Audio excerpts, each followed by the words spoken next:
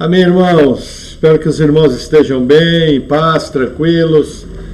Como de costume, vamos salmodiar no Salmo 67.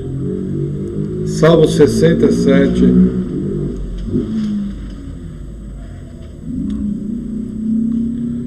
Diz assim a palavra do Senhor. Deus, tenha misericórdia de nós e nos abençoe, e faça resplandecer o seu rosto sobre nós, para que se conheça na terra o teu caminho, e entre todas as nações a tua salvação. Louvem-te a ti, ó Deus, os povos, louvem-te os povos todos. Alegrem-se e regozijem-se as nações, pois julgarás os povos com equidade, e governarás as nações sobre a terra. Louvem-te a ti, ó Deus, os povos, louvem-te os povos todos. Então a terra dará o seu fruto, e Deus, o nosso Deus, nos abençoará. Deus nos abençoará, e todas as extremidades da terra o temerão. Até aqui. Vamos abrir o nosso texto base, livro do Apocalipse, capítulo 22. Chegamos ao crepúsculo do Apocalipse, ao desfecho do livro. O último capítulo da nossa jornada. Diz assim a palavra do Senhor. Apocalipse 22, 1. E mostrou-me o rio puro da água da vida, claro como cristal, que procedia do trono de Deus e do Cordeiro. Até aqui. Vamos orar. Senhor, obrigado por tua palavra. Eu oro em nome de Jesus, pedindo que o Senhor venha com o teu poder, edificando a tua igreja, nos dando conhecimento da tua palavra, nos revelando os teus caminhos e nos dando entendimento, Pai. Em nome de Jesus. Amém. Amém. Amém, irmãos. Antes de iniciarmos esse capítulo, vamos fazer, como de costume, uma pequena recapitulação. Então, assim, lembrando, características do livro do Apocalipse. É um livro escrito para quem viveu no passado, para quem está vivendo hoje no presente e para o futuro. Vários fatos do livro se cumpriram no passado.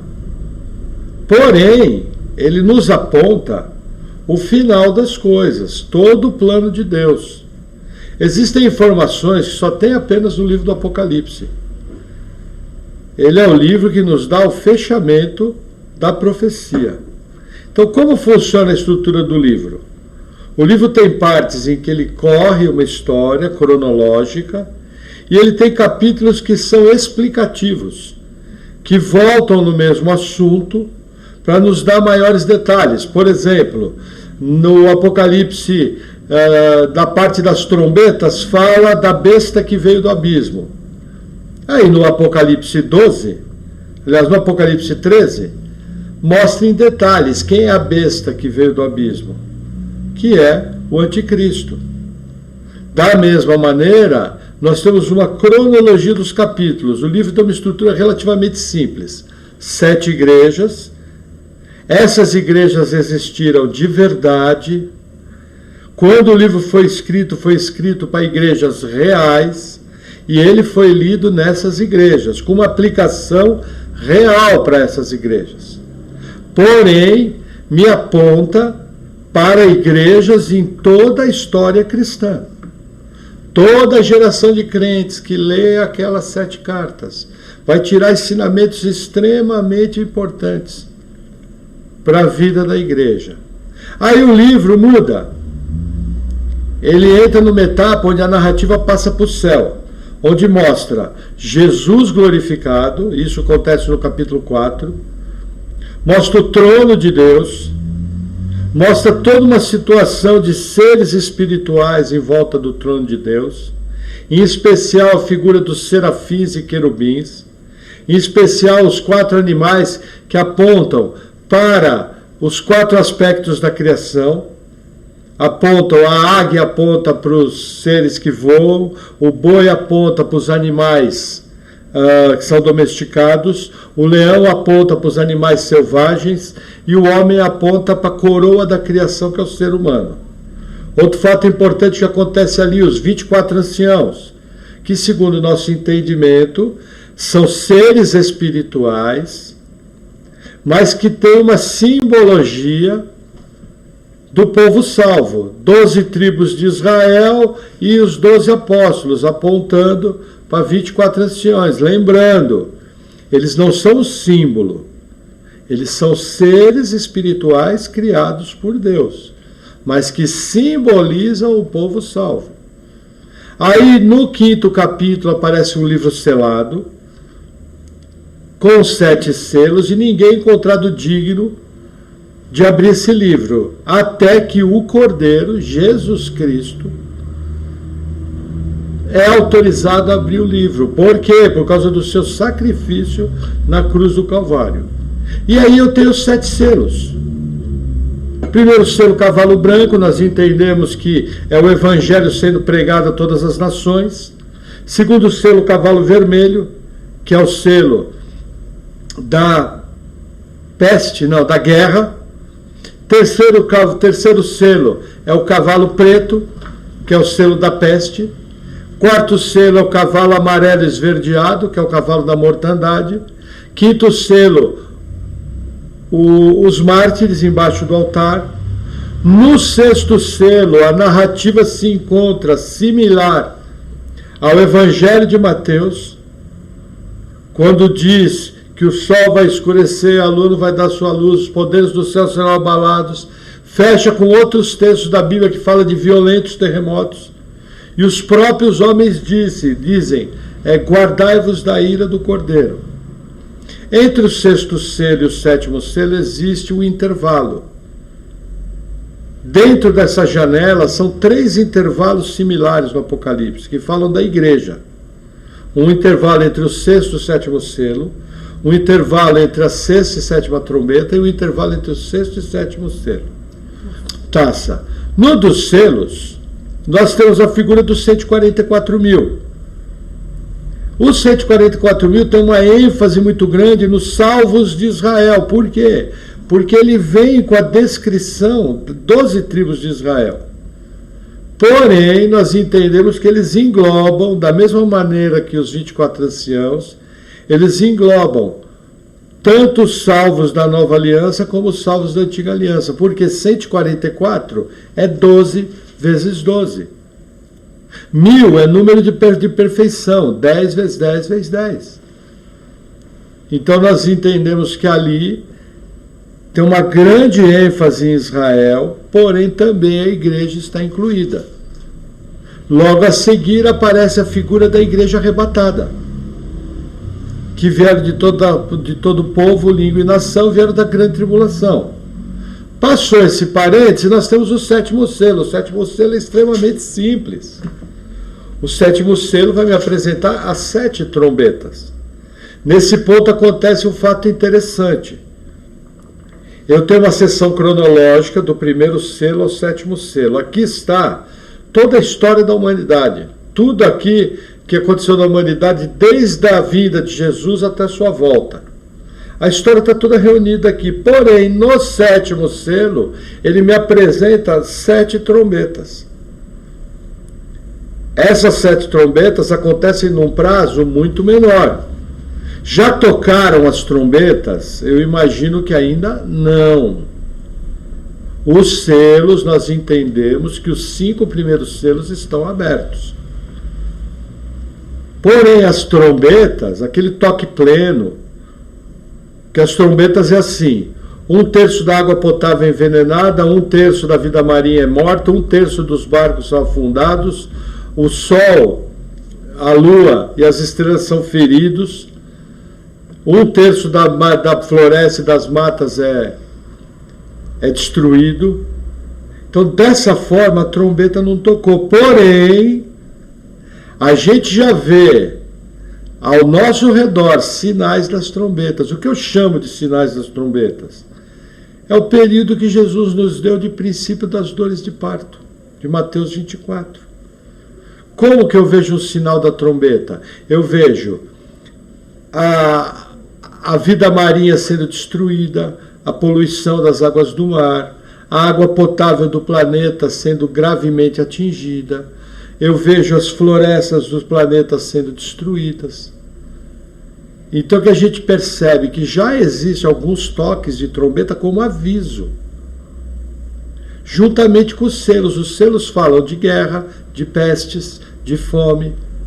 As trombetas falam da criação sendo atingida.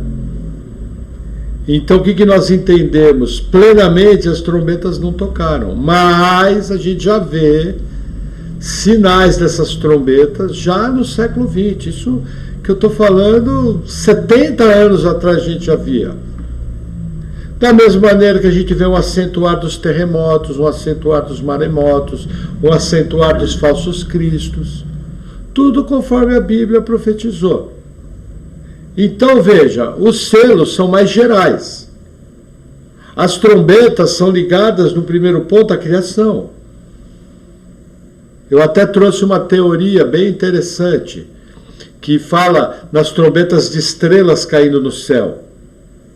Se nós entendemos essas estrelas de uma maneira real, principalmente na primeira trombeta e na terceira trombeta, como um meteoro caindo no céu, primeiro que vai acontecer, coisa que vai acontecer, é que todos os vulcões entram em erupção. E a cinza jogada na atmosfera escurece o Sol, a Lua e as estrelas, que é a quarta trombeta. Então existe até uma teoria científica para encaixar nessa cronologia das trombetas. Porém, na quinta trombeta, fala de uma estrela caindo no céu, mas é uma estrela com características de um ser vivo. Nesse caso, nós entendemos que na quinta trombeta a estrela é um anjo. E é um anjo caído. E o nome desse anjo é Apolion, ou Abaddon, que quer dizer destruidor. Esse anjo vai abrir um lugar chamado abismo. Vão ser liberados demônios terríveis, que vão trazer uma enfermidade terrível para quem tem a marca da besta. E essa enfermidade vai durar pelo menos 5 meses. Porém, eles são proibidos de tocar nos selados de Deus. São proibidos de tocar. Por isso que no parênteses, entre o quinto, o sexto e o sétimo selo, os 144 mil foram selados. Selados para proteção durante a tribulação. Satanás não pode tocar. Aí vem a sexta trombeta, 4 anjos junto ao rio Eufrates são soltos, e eles vão trazer a morte de 1/3 da população da terra. Terrível. Então, quando estiver tocando a sexta trombeta, o ambiente da terra já vai estar muito ruim. Já vai estar extremamente comprometido. Nós não podemos esquecer que Jesus falou tribulação como nunca houve. Outro dia eu estava ouvindo uma palavra do Luiz Saião, ele falou sobre tribulação como nunca houve. Eu vou usar aqui a ilustração dele. Por exemplo, Primeira Guerra Mundial. Dentro das trincheiras era um cemitério ao ar livre. Uma trincheira num lugar horrível, mortos apodrecendo, ratos correndo, gente ficando doente, e soldados guerreando ali, porque às vezes não dava tempo de recolher os mortos. Segunda Guerra Mundial foi terrível. Várias catástrofes que aconteceram na Terra foi terrível. A grande tribulação vai ser pior que tudo isso. Vai ser um tempo como nunca houve. Então, na sexta trombeta, a situação está muito ruim. Só que aí acontece um outro parêntese, falando do quê? Da igreja. E aí fala uma coisa interessante, da igreja anunciando o evangelho. Da igreja pregando o evangelho, sendo testemunha, sendo perseguida. E aparece a figura de 2 testemunhas, que nós entendemos que são literais. Existe muita discussão quem são as 2 testemunhas. Para nós, as 2 testemunhas são 2 profetas, 2 pregadores, grandemente usados por Deus, que vão pregar em Jerusalém. E o que eles pregarem vai acontecer. Até que vai chegar um momento, como diz o Apocalipse, que o anticristo vai matar eles. Porém, o corpo vai ficar exposto na cidade por 3 dias.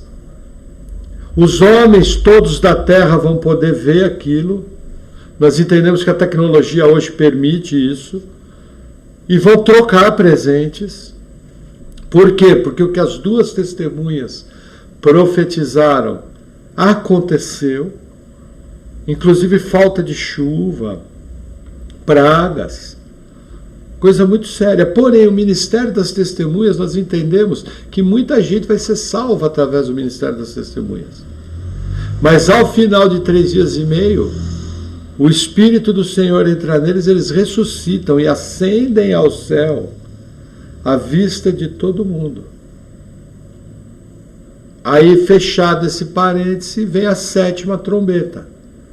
Capítulo 11 fala, entre outras coisas, de dar galardão aos santos e aos profetas, de trazer a ira sobre as nações, de assumir o reino. A 7ª trombeta é muito ampla. Muito ampla. Muita coisa vai acontecer na 7ª trombeta. Mas, principalmente, tem 2 eventos importantes na 7ª trombeta. Primeiro, o arrebatamento da igreja. 1 Coríntios 15, dos 50 ao 52, fala que o arrebatamento é na última trombeta. Segundo acontecimento interessante, as 7 taças da ira de Deus. Que é um período extremamente curto. Por quê? Porque dentro das taças, toda a vida marinha é destruída, toda a erva e floresta é queimada, toda a água potável vira sangue, o sol começa a queimar 7 vezes mais, o trono da besta vira em trevas, e saem 3 espíritos em forma de rã da boca do anticristo, do falso profeta e de Satanás, para enganar as nações e convocar elas para a batalha do Armagedon. Aí o que acontece? O rio Eufrates seca para que um grande exército de 200 milhões cruze ele. Fazendo uma conjectura, a Bíblia me permite isso, pode ser até que seja um exército tipo chinês. 200 milhões de soldados. Pode ser, ou um conglomerado de nações, nem importa muito. Mas as taças vão ser terríveis, num período de tempo muito curto. Por que nós entendemos que vai ser muito curto? Porque a base de sustentação da vida foi tirada. Eu não tenho mais as flores. Veja, se a vida marinha morre, as algas morrem junto. A alga é vida marinha. Todo oxigênio que nós respiramos vem da vida marinha, das algas. A Amazônia não é o pulmão do planeta. Ela pode ser o ar-condicionado, mas o pulmão não. Então é retirada a minha base de oxigênio, fica comprometida. É retirada a parte das árvores, fica comprometida. E é retirada a água potável. Sem contar grandes terremotos que vão acontecer. As cidades da terra vão desabar, não é a cidade, as cidades da terra vão desabar. Então as taças, elas vêm para moer tudo. E dentro das taças existe mais um parêntese sobre a igreja. Falando o quê? Bem-aventurado e santo, aquele que guarda suas vestes, ele vai estar guardado, tal, porque Deus vem como um ladrão. Falando sobre a igreja, de perseverança. Aqui fica uma dúvida. Se após o arrebatamento da igreja vai ter gente salva ou não. Sempre fica essa dúvida. Por quê? Porque nós entendemos que na 7ª trombeta, lá nas taças, quando Deus vai derramar o flagelo, ele retira a sua igreja para as bodas do Cordeiro. Enquanto isso, ele está moendo a terra aqui. Então fica essa dúvida se dentro desse período vai haver salvação. Pode ser que sim, pode ser que não. O que nós sabemos é que quando Jesus voltar para a batalha do Armagedon, após as bodas do Cordeiro juntamente com a igreja, vão ter nações vivas aqui. Vai ter gente que vai sobreviver às pragas e vai sobreviver ao Armagedon. Essas nações vivas, quem recebeu a marca da besta, vai ser destruído e lançado no inferno, maldito. Quem não recebeu a marca da besta entrar no reino. Aí nós não sabemos se são salvos ou não. As duas teorias são válidas. Particularmente, eu acho, olhando outros textos da Bíblia, que vai ter gente salva nesse pequeno período de tempo após o arrebatamento. Porque eu entendo que até o julgamento final do trono branco, a porta da graça vai estar aberta para as pessoas crerem e serem salvas. Mas eu não posso provar isso pela palavra. Eu posso mostrar pela palavra que vai ter gente que não recebeu a marca e vai entrar em corpo físico no milênio. Passados isso, nós temos o fim da primeira ressurreição, que a Bíblia fala que os que morreram martirizados pelo anticristo vão ter um alto galardão, vão se assentar em tronos para julgar juntamente com o Cordeiro. A Bíblia também fala que no Armagedon, o anticristo e o falso profeta são lançados no lago de fogo. Aí a Bíblia nos conta a seguinte narrativa, que desce um anjo do céu e prende Satanás no abismo por 1000 anos. O que são esses 1000 anos? É o chamado milênio do governo de Cristo. Quem vai participar desse milênio? Os salvos do arrebatamento glorificados, os judeus, que todo Israel vai crer em Jesus quando Jesus vier, e as nações que não receberam a marca. São 3 povos do milênio: glorificados, judeus e as nações. Esses que estão em corpo físico vão se multiplicar, porque a condição do milênio vai ser extremamente favorável. Vai ser retirada a guerra, vai ser retirada a ação demoníaca de Satanás, porque ele está preso, a longevidade vai ser grande, o governo vai ser justo, muitas coisas maravilhosas vão acontecer, vai haver uma restauração da terra. Então nós entendemos que a população da terra vai crescer muito. Por quê? Eu tenho uma informação bíblica que no fim dos 1000 anos Satanás é solto. E ele sai juntamente com Gog e Magog, que é um símbolo dos inimigos do povo de Deus, e engana as nações. E ao enganar as nações, elas vêm e cercam o acampamento dos santos, que nós entendemos por causa de textos do Antigo Testamento de que é Jerusalém. A Bíblia fala que a multidão que cerca o acampamento dos santos é como a areia do mar. Então nós entendemos que as nações vão se reproduzir muito no milênio. Aí desce fogo do céu, eles são destruídos, Satanás é lançado no lago de fogo, e a Bíblia muda a cena. O julgamento do trono branco. No julgamento do trono branco acontece a segunda ressurreição. A primeira foi lá no arrebatamento, a primeira foi lá com os mártires da tribulação. Bem-aventurado e santo aquele que participa da primeira ressurreição. Sobre eles não tem poder a segunda morte. Aí, fechado isso, todos os mortos ressuscitam, recebem um corpo indestrutível, são abertos os livros. O livro da vida e o livro das obras. Todo mundo vai ser julgado segundo as suas obras. E quem não tiver o nome escrito no livro da vida é lançado no lago de fogo pela eternidade. E quem tem o nome escrito no livro da vida, para mim, são os salvos do milênio. Vão ser glorificados naquele ponto. Porém, eu não posso provar pela Bíblia. É uma inferência, uma dedução da parte do pregador. Eu não posso provar isso. Eu posso provar pela Bíblia que quem não tiver com o nome escrito no livro da vida vai para o lago de fogo. Aí a Bíblia vira a página novamente. Chegamos no Apocalipse 21. Novo céu e nova terra. O mar já não existe. E aí, como nós vimos na palavra passada, Deus, aparece a cidade, a Nova Jerusalém. Deus é a luz da cidade. Aí nós vemos muros, uma cidade muito grande. O que eu ensinei para vocês? Que a Nova Jerusalém aponta para os salvos, e os salvos apontam para a Nova Jerusalém. Os dois se misturam e Deus permeia toda a cidade. Aí nós explicamos toda aquela sequência de 12, de múltiplo de 12, apontando para os salvos. Expliquei a questão dos números, que para mim, todos os números do Apocalipse são simbólicos, apontando normalmente para a Trindade, para a criação, para os 4 cantos da terra. Porém, os números que falam em 3 anos e meio, 42 meses, um tempo e metade de um tempo, que também aparecem no livro do profeta Daniel, isso aí dá 3 anos e meio. Nos parece que essa datação é literal. Por quê?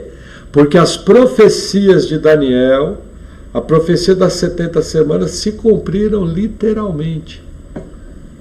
E falta uma semana, e metade dessa semana é 3 anos e meio, que nós entendemos que é o pior período da grande tribulação, que nós entendemos que deve durar 7 anos.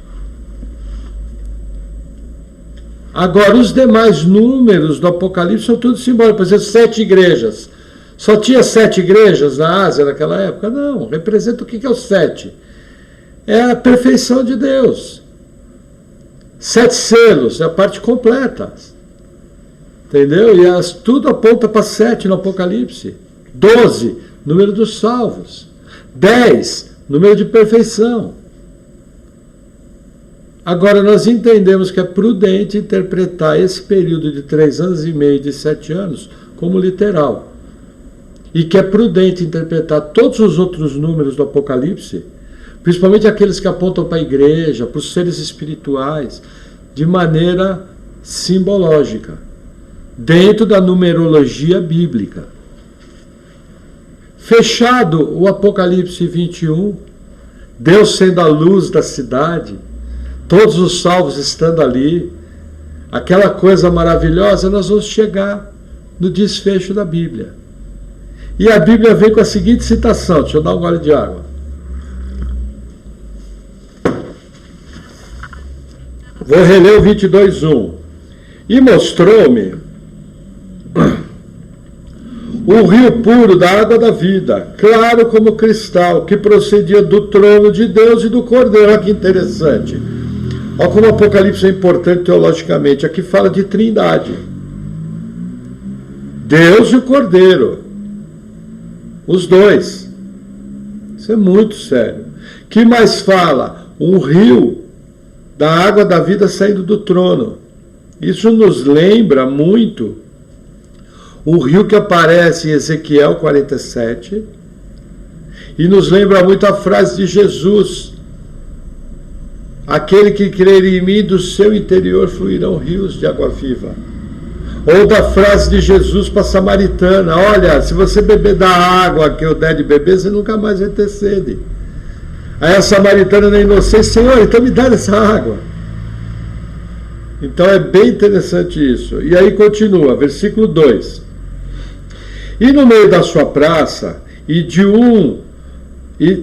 no meio da sua praça, e de um e de outro lado do rio, estava a árvore da vida, que produz 12 frutos, dando seu fruto de mês em mês. E a folha da árvore são para a saúde das nações. E ali nunca mais haverá maldição contra alguém. E nela estará o trono de Deus e do Cordeiro, e os seus servos os servirão. Veja que interessante. No Apocalipse 22, a gente vê a restauração de tudo aquilo que foi tirado no Éden. A gente vê restaurado aqui. Quer ver que interessante? Vamos para o livro de Gênesis. Deixa eu marcar o Apocalipse 22. Vamos para o livro de Gênesis, capítulo 2. Eu fechava minha Bíblia e abria de volta.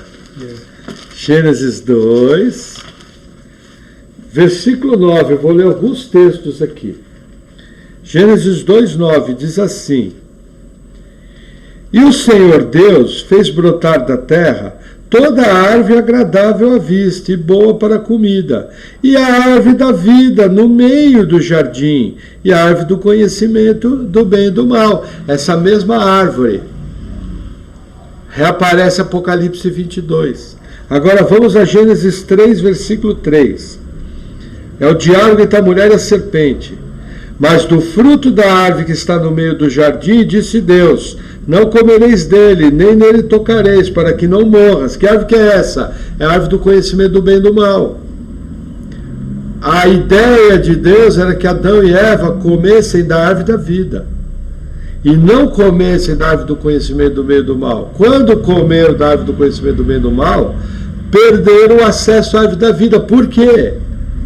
Porque se eles comessem da árvore da vida, eles se tornariam eternamente afastados de Deus. Mas Gênesis continua me explicando. Gênesis 3, versículo 14. Aqui são as consequências do pecado. Veja Gênesis 3,14. Então o Senhor Deus disse à serpente, porquanto fizesse isso, maldita serás mais que toda a terra, a fera, e mais que todos os animais do campo, sobre o teu ventre andarás, e pó comerás todos os dias da sua vida.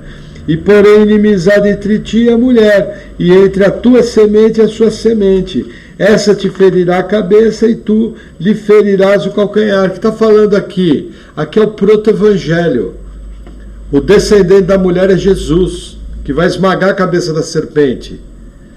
Quem é a serpente? Apocalipse 12, o dragão, a antiga serpente, diabo, Satanás. Essa informação só tem no Apocalipse, de saber quem é a serpente. E aí o que acontece? A serpente vai ferir o calcanhar. O que é? Cristo sendo crucificado. Porém ali estava a vitória. Mas a narrativa continua. Versículo 16. E a mulher disse, multiplicarei grandemente a tua dor e a tua conceição. Com dor darás à luz filhos. E o teu desejo será para o teu marido, e ele te dominará. Veja, o teu desejo será para o teu marido, representa duas coisas aqui. Uma é a questão da luta pelo domínio dentro do lar, que é uma coisa que a gente vê até hoje. E outra é a questão do casamento entre homem e mulher. É o que está envolvido aqui. Nós temos no canal Pregação de Gênesis, que eu explico melhor isso. É só entrar no canal que você vai ver. Versículo 17.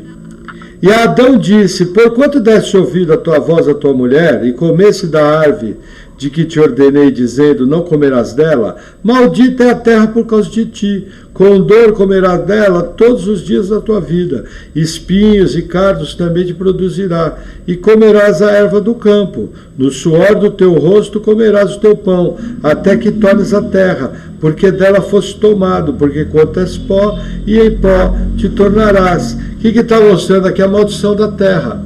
Quando isso aqui vai ser removido? Totalmente no final do milênio. Somente na eternidade o pecado vai ser totalmente expiado e a morte vai ser toda vencida, quando começam novos céus e nova terra.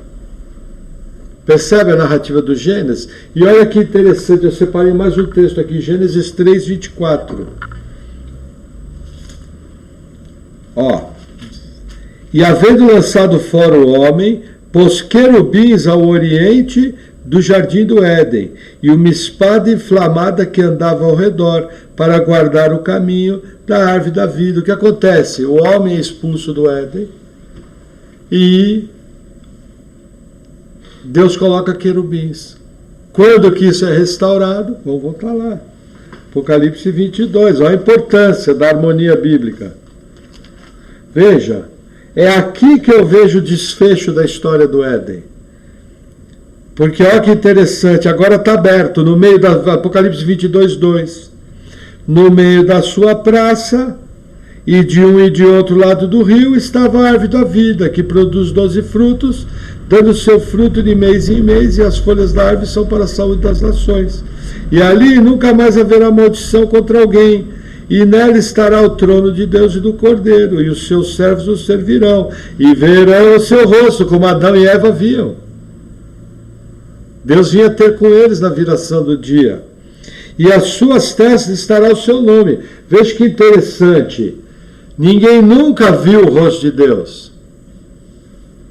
Moisés viu a glória de Deus passar por trás, numa fenda. Então ninguém nunca viu, nós vamos ver face a face, inclusive das promessas das igrejas. E aí continua o 5, e ali não haverá mais noite, não necessitarão mais de lâmpada nem de luz do sol, porque o Senhor Deus os iluminará e reinarão para todo sempre. Veja, esse reinar para todo sempre, nós entendemos que tem duas etapas. Primeiro é o milênio, o governo do Messias. Os salvos vão reinar com Jesus. Mas esse reino não termina, nem o reino de Jesus não termina, porque é reino eterno. Simplesmente é mudada a circunstância exterior, novo céu e nova terra. E tudo purificado, tudo certinho, Satanás e os anjos julgados, tudo certinho. E aí eternidade afora. Percebe que aqui a contraposição de Gênesis, a árvore da vida está disponível, não tem mais maldição, não tem mais preocupação com o sol, com calor, com lua, com chuva, com problema. Acabou tudo, é nova situação. E o texto continua, vamos lá. Versículo 6. E disse-me, essas palavras são fiéis e verdadeiras. E o Senhor, o Deus dos santos profetas, enviou o seu anjo para mostrar aos seus servos as coisas que em breve hão de acontecer. Eis que cedo venho, bem-aventurado aquele que guarda as palavras da profecia desse livro. Isso aqui é uma repetição de Apocalipse 1:3. Bem-aventurado o que lê e guarda as palavras da profecia desse livro. É o único livro do Novo Testamento que tem a bem-aventurança para quem lê e guarda. Outra coisa interessante, Deus manda um anjo entregar a mensagem. Ele não vem pessoalmente, não precisa, ele manda um mensageiro. E esse anjo, entrega a mensagem para um profeta, para um apóstolo. E esse apóstolo entrega a mensagem à igreja. E aí junto tem uma bem-aventurança. É bem isso que está aqui. Isso, vamos lá. Uma coisa importante que eu marquei aqui, guardar as palavras da profecia desse livro. Veja, por que é importante guardar? Porque o Apocalipse fala de vigilância. O Apocalipse mostra que tudo aquilo que nós estamos vivendo hoje vai queimar.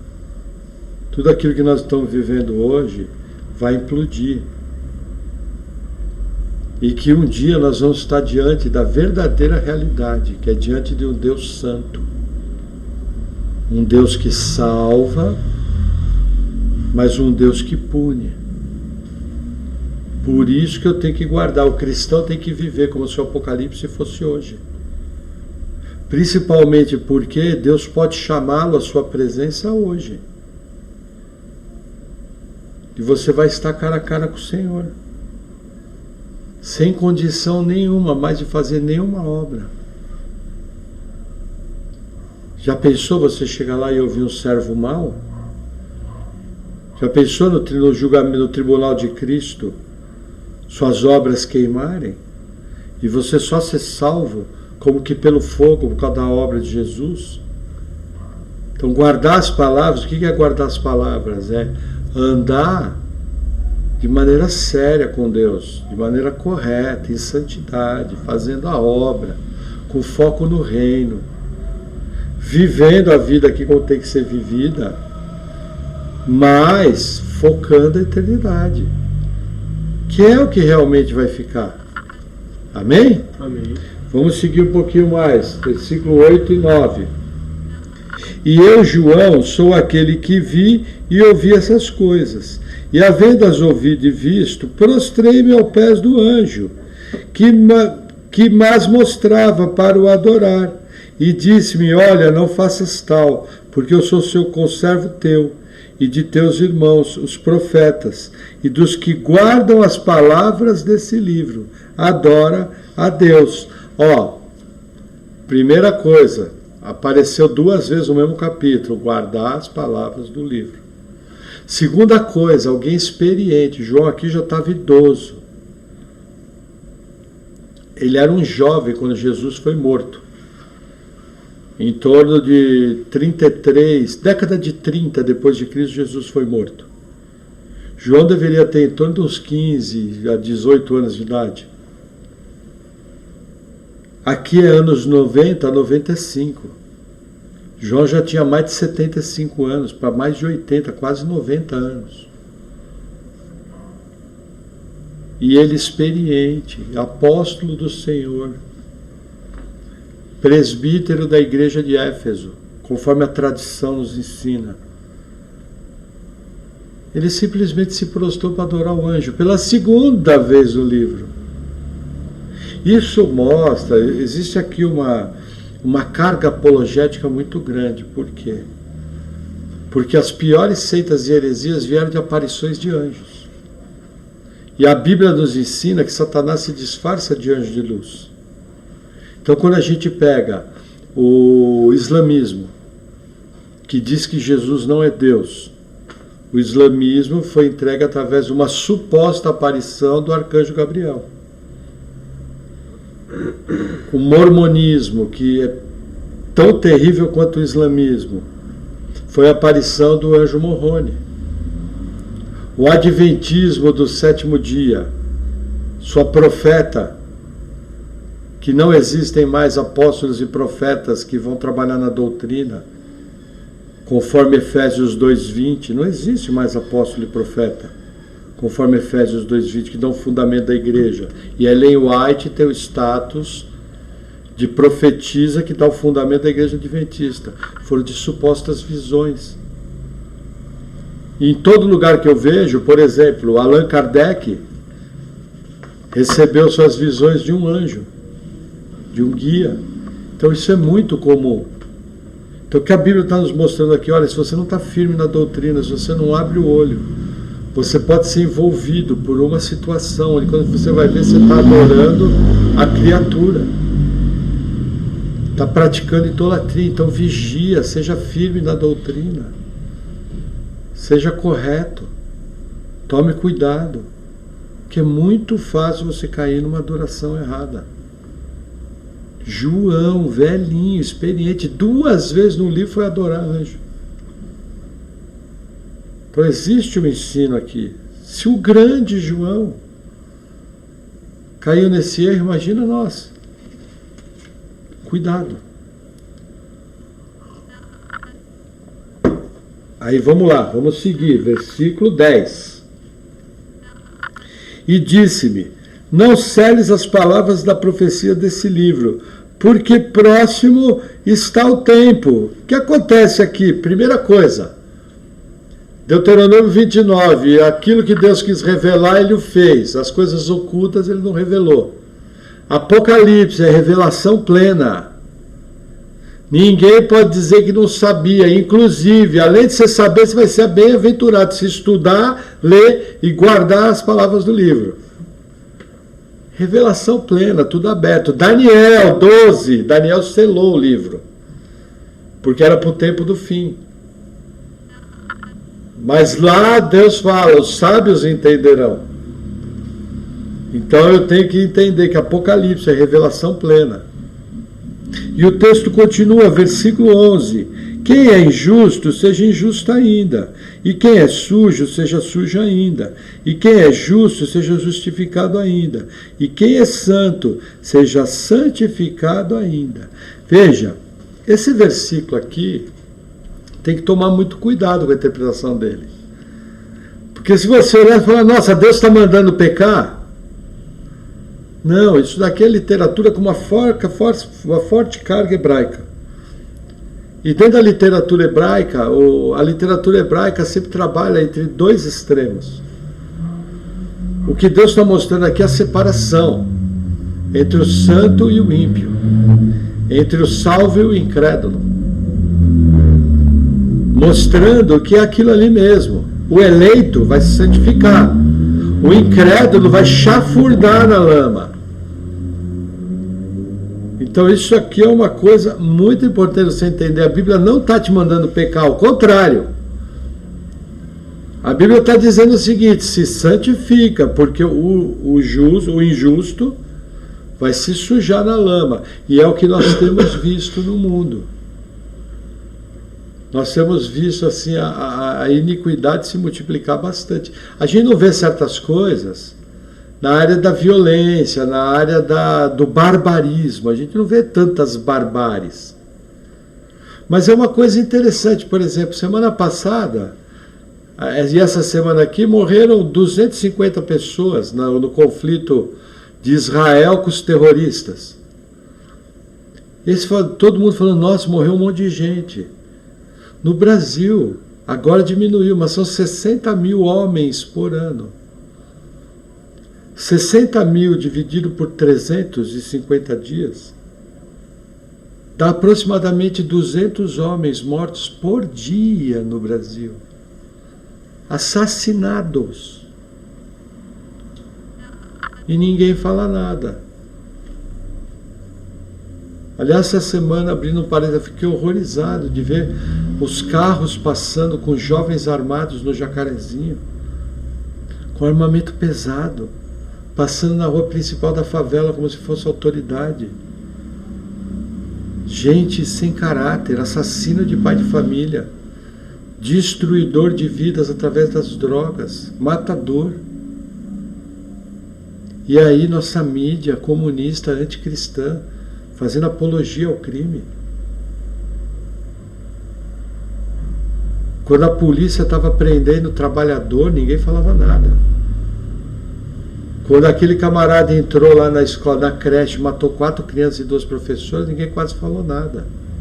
Eu até entendo que um dos motivos de não falar nada é para não dar ibope para o agressor, para não incentivar. Temos que ser justo, para não incentivar novas ações. Até entendo, pode ser que seja isso. Mas você prender trabalhador, quebrar braço de trabalhador, dar bufetão no trabalhador, ninguém fala nada. Mesmo que o cara está errado, é um trabalhador, tem que levar com decência. Ou às vezes só dirige a pessoa para casa dela, vai. Não vou aqui julgar a lei. Mas tem maneiras de fazer. E aí quando pega bandido, vagabundo, armado, assassino, é o sujo, suje-se mais ainda. Porque quando uma sociedade deixa de defender aquilo que é bom e começa a defender aquilo que é ruim, aquela sociedade está naufragando. E na verdade nós temos visto características de uma sociedade que está naufragando, é a sociedade do mundo moderno. E pelas palavras do Apocalipse a gente sabe por que está naufragando. Porque vai acabar mesmo. O homem não vai vencer. Quem vai vencer é Deus. Quem vai vencer é o Cordeiro, juntamente com a sua igreja eleita, salva, lavada pelo seu sangue, purificada de pecado. Uma igreja que hoje, enquanto está aguardando a vinda do Senhor, está se limpando, está buscando a Deus, está se santificando, ao contrário do mundo que está afundando cada vez mais na lama. Amém? Amém. Vamos continuar. Versículo 12. Eis que cedo venho, e o meu galardão está comigo, para dar a cada um segundo a sua obra. Eu sou o Alfa e o Ômega, o princípio e o fim, o primeiro e o derradeiro. Alfa e Ômega, princípio e o fim, nada mais é que, melhor frase, de eternidade a eternidade, tu és Deus. Lá na eternidade passada, nosso nome foi colocado no livro da vida, o Cordeiro foi imolado. Lá na eternidade futura, que aqui, Deus vai ser a luz da cidade. É isso que tem. Entendeu? Vou ter que dar um espirro. Não, passou. Agora, eis que cedo vem, o meu galardão está comigo, é mais uma advertência desse capítulo aqui. Para quem que é o galardão? É para os salvos. Galardão vai ser igual para todo mundo? Não. Porque 1 Coríntios 3, versículo 9, mostra que a obra de alguns vai ser ouro, a obra de outros vai ser prata, a obra de outros vai ser pedra preciosa, que não vai queimar quando passar pelo fogo, que é o julgamento de Cristo, e a obra de outros vai ser madeira, feno e palha, que vai queimar. E esse vai sofrer detrimento. Então isso aqui é um aviso. Nós somos salvos pela graça, vivemos a vida cristã pela graça. Mas vamos responder, veja, o fato de servirmos um Deus soberano, que já determinou toda a história, que conhece o futuro, porque ele escreveu, não tira a responsabilidade do homem com que ele faz todas as coisas. Nós não somos um robô. Ah, irmão, você não é calvinista? Sou, e por ser calvinista que eu defendo que o homem tem vontade. Quem crê é o homem. Deus não vem crer no lugar dele. Quem persevera na vida cristã é o homem. Quem faz a obra na igreja é o homem. Quem frutifica nos dons é o homem. Porém, ele faz tudo isso capacitado por Deus. As duas verdades não são opostas, elas são um contraponto da mesma verdade. É Deus que faz, mais ou menos o tribunal de Cristo. Jesus julgando, apóstolo Paulo, plantador de igreja, missionário, experimentou no corpo que era a dor de servir a Jesus. Aí Deus vem e dá um grande galardão para Paulo. Aí Paulo fala, mas Senhor, eu fiz, mas foi o Senhor que capacitou. Sim, filho, mas esse é meu reino. Eu que fortaleci realmente você para fazer. Você só foi capacitado porque eu fiz a obra na sua vida. Mas você é quem fez. E por você tendo sido feito, eu ainda tenho esse presente para você. É que nem a vida eterna. A gente só pode crer pela ação do Espírito Santo. Pela ação da graça irresistível. Porque a nossa condição é de inimigo de Deus e não quer salvação. Porém, quem creu fui eu. Todo crente nascido de novo, conscientemente crê em Deus com todas as suas forças. Plenamente. Percebe? A graça irresistível não anula o crer. A ação da graça de Deus não anula a responsabilidade que nós temos de viver a vida cristã. Ela contrapõe, na verdade, ela é um tranquilizante. Eu tenho um livro me orientando toda a vida cristã, tudo que eu tenho que fazer. Eu sigo firme obedecendo esse livro e sigo firme em confiança. Por quê? Porque Deus vai me capacitar. E embora eu vou cometer um monte de erro no caminho, é Ele que vai me sustentar de pé. Essa é a verdade da Bíblia. Deus não determinou todas as coisas? Por que então que Ele manda orar? Venha o teu reino. Por que Ele manda orar? Não nos deixe cair em tentação. Tiago não fala que Deus não permite provação que nós não podemos suportar? Mas por que Ele fala, em outro texto, resistir firmes na fé? Porque é tudo complementar. Isso chama antinômios. São dois aspectos da mesma verdade. Não é antagonismo, dois aspectos opostos. Nós precisamos parar. Quando você chegar para alguém, se estiver evangelizando, pode olhar bem nos olhos dele e falar, meu amigo, crê em Jesus, porque você vai para o inferno. Se você não crer, não se arrepender, seu destino vai ser terrível. E pode fazer isso com toda coragem, entendendo que ele tem que crer. Só que eu sei lá no fundo do meu coração que só vai ser possível ele crer se o nome dele foi escrito no livro da vida da eternidade passada. Então eu faço isso tranquilo, porque eu estou diante de um eleito. É bola 7 na caçapa do canto. Fechou. Vai ser salvo. Mas nós precisamos perder esse determinismo. A gente não pode deixar a soberania de Deus se transformar em apatia. Ah, se a pessoa tiver que ser salva, Deus vai dar um jeito de pregar o evangelho. Ah, tá bom.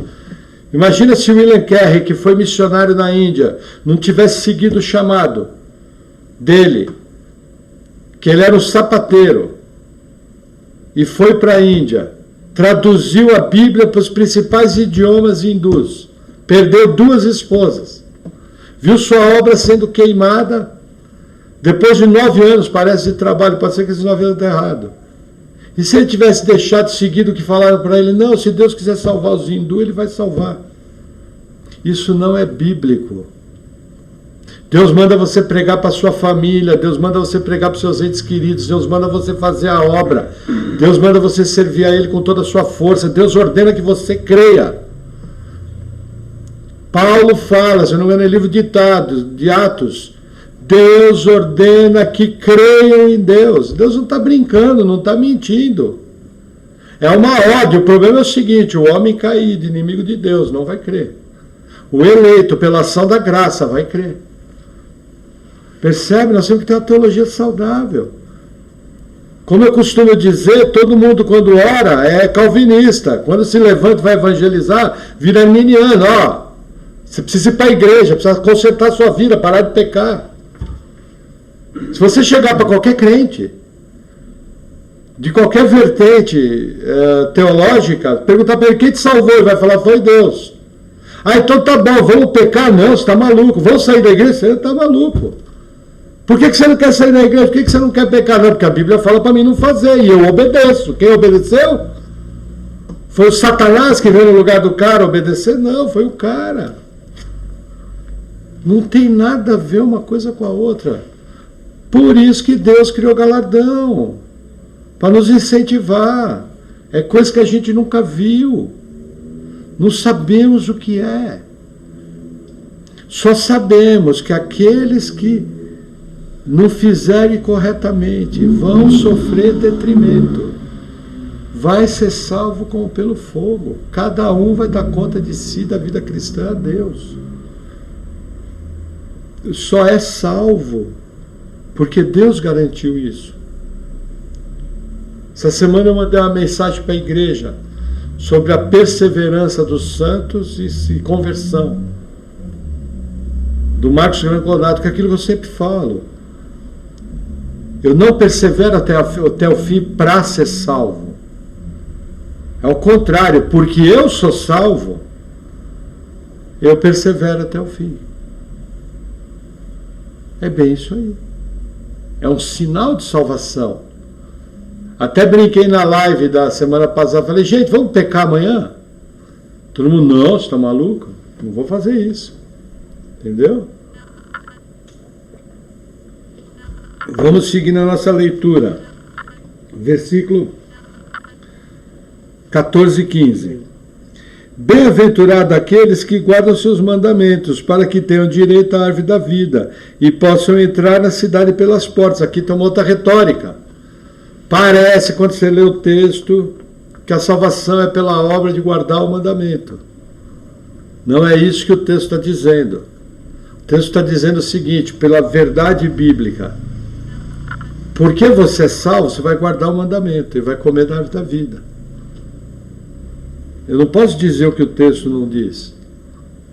Entendeu? É um sinal. Olha, bem-aventurado aqueles que guardam os mandamentos. Por quê? Porque eles são salvos. Eles têm obras compatíveis com a sua salvação. É bem isso aí. Aí eu vi o 15. Mas ficarão de fora os cães, os feiticeiros, os fornicadores, os homicidas, os idólatras e qualquer que ama e comete a mentira. Isso daqui é a lista, né? Que se repete em outros textos, mas aqui tem uma coisa diferente. Na outra lista eu falei dos tímidos, que muita gente tinha pavor de perder a salvação porque não conseguia pregar com eloquência. Aí expliquei, ó, o tímido é aquele que tem vergonha de confessar publicamente que Jesus é o Cristo. E os cães? O Rintintim, a turma não sabe quem é o Rintintim. O Scooby-Doo ele sabe. Que Rintintim é velho. Rintintim é velho. Mas o Scooby-Doo não vai entrar no céu? Gente, nós não sabemos se vai ter animais no novo céu, na nova terra. Não sabemos. Nas narrativas do milênio, sim. Mas no novo céu, na nova terra, não sabemos. Mas cães aqui... A Bíblia explica a Bíblia. Lá em Filipenses, capítulo 3, eu não vou ler. Filipenses 3:2, depois você pode consultar. E Isaías 56:11. Os cães são os falsos pastores, são os guias que desviam o povo. Esses são os cães.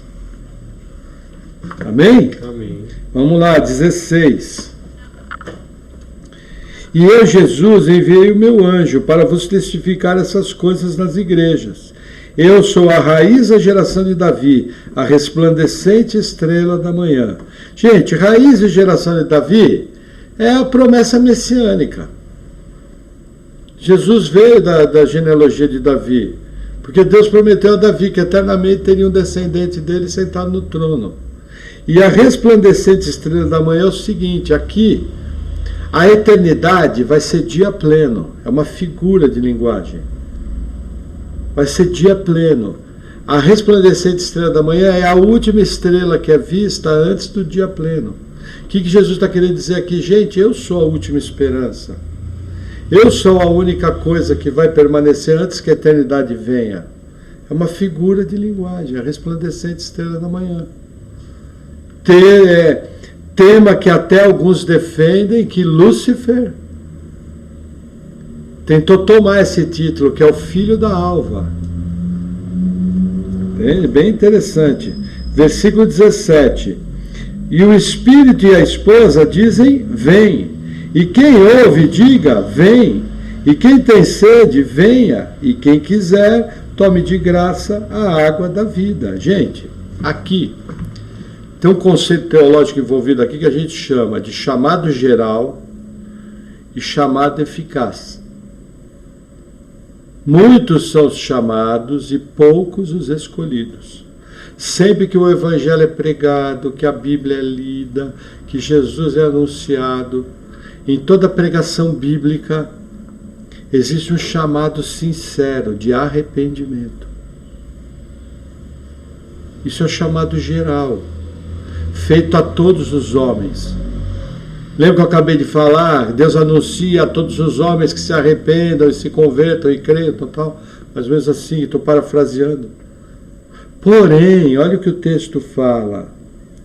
Primeiro, quem ouve? Quem é que abre os ouvidos? Deus. Entendeu? Quem tem sede? Quem é que vai ter sede? O salvo, o eleito. Quem quiser, quem vai querer? Romanos 3, não há quem busque, todos pecaram, destituídos estão a glória de Deus, não há quem busque, não há quem entenda, não há quem queira Deus. Você só vai querer Deus se a graça agir na sua vida. Então esse versículo mostra claramente o chamado geral, feito a todos os homens, e o chamado eficaz, que são os eleitos que se convertem. Muito claro aqui. E aí o texto continua, versículo 18. Tá, aqui tem alguma coisa diferente. Certo. Porque eu testifico a todo aquele que ouvir as palavras da profecia desse livro, que, se alguém acrescentar a essas coisas, Deus fará vir sobre ele as pragas que estão escritas nesse livro. E se alguém tirar qualquer das palavras do livro dessa profecia, Deus tirará a sua parte do livro da vida, e da cidade santa, e das coisas que estão escritas nesse livro. Gente, o que acontece? Esse versículo é muito mal interpretado. As pessoas acham que se tirar uma palavra aqui, por exemplo, se você pega uma Bíblia Almeida, corrigida e fiel que nem essa, ela tem palavras, para ter uma ideia, a Almeida Revista e Atualizada, que vem de um outro manuscrito, ela tem 1.900 palavras a menos no Novo Testamento que a Almeida Corrigida e Fiel. 1.900 palavras. Um pouquinho menos. É disso que a Bíblia está falando? Não. Porque traduções são uma versão.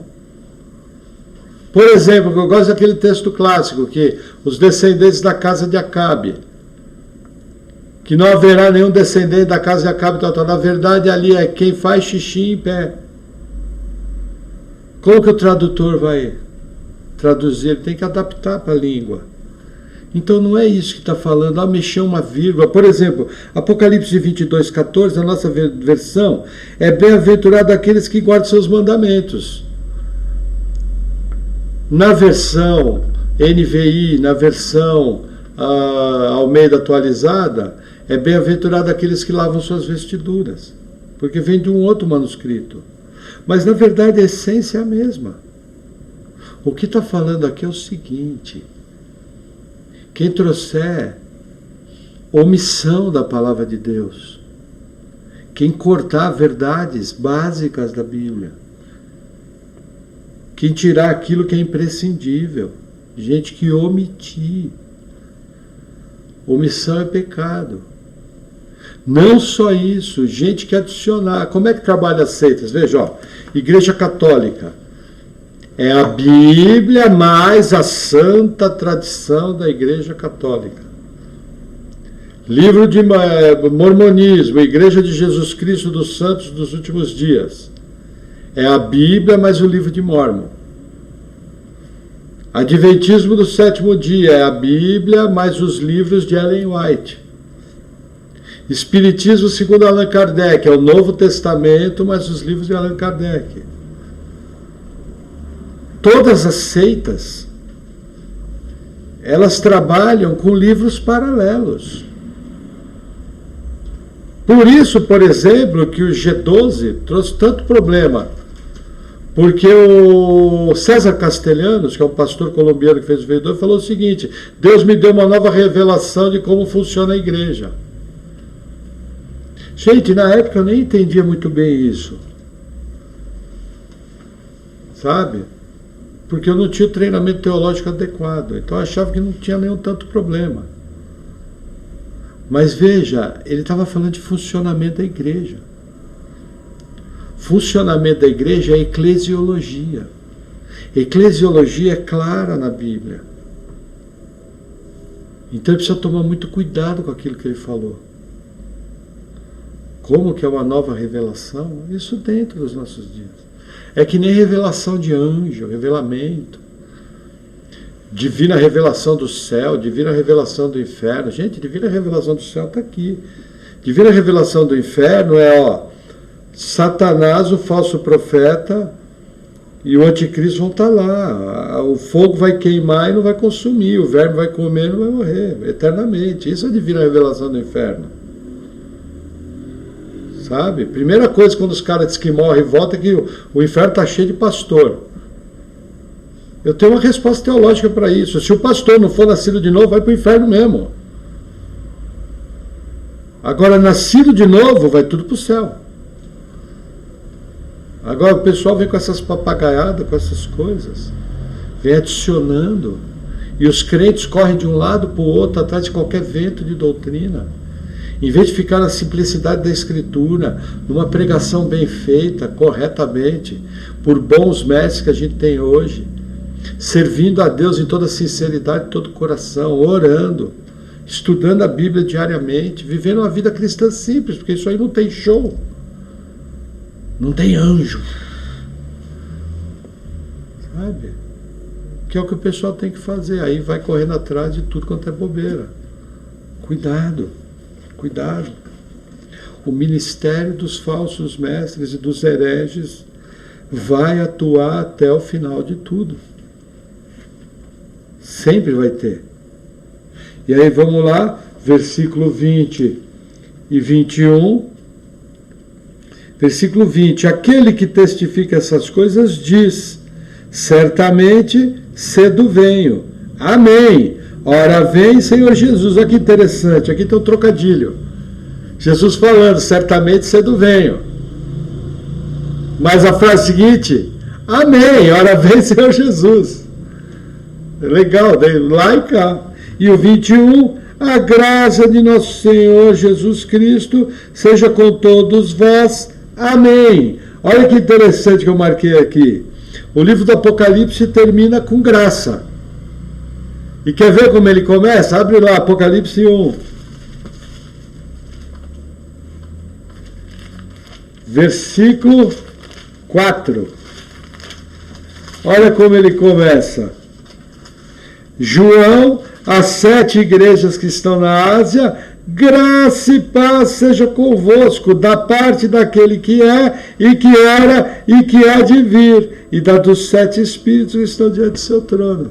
O Espírito Santo de Jesus Cristo enviam graça àquele que há de vir, e no final do livro já veio. Quer dizer, a Bíblia termina com graça. Aliás, estou lembrando algo aqui. Quando fala adicionar a profecia desse livro, ou tirar da profecia desse livro, num primeiro plano, está falando do Apocalipse. Porém, nós temos que entender que a Bíblia é um conjunto de livros coeso, formando o grande livro da revelação de Deus. Então aquele versículo também se aplica a outros livros da Bíblia. Amém? Que nós possamos realmente estar dizendo, ora vem Senhor Jesus, estamos preparados, alegres, fazendo a obra, felizes, porque se Jesus não vier, nós vamos ter o triste momento de encarar para a sepultura. Mas assim que esse nosso corpo se desfizer, naquele instante nós vamos estar para sempre com o Senhor.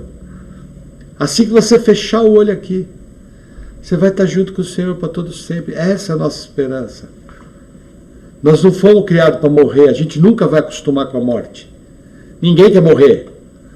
Na verdade, Deus colocou a eternidade no coração do homem. E isso não foi perdido.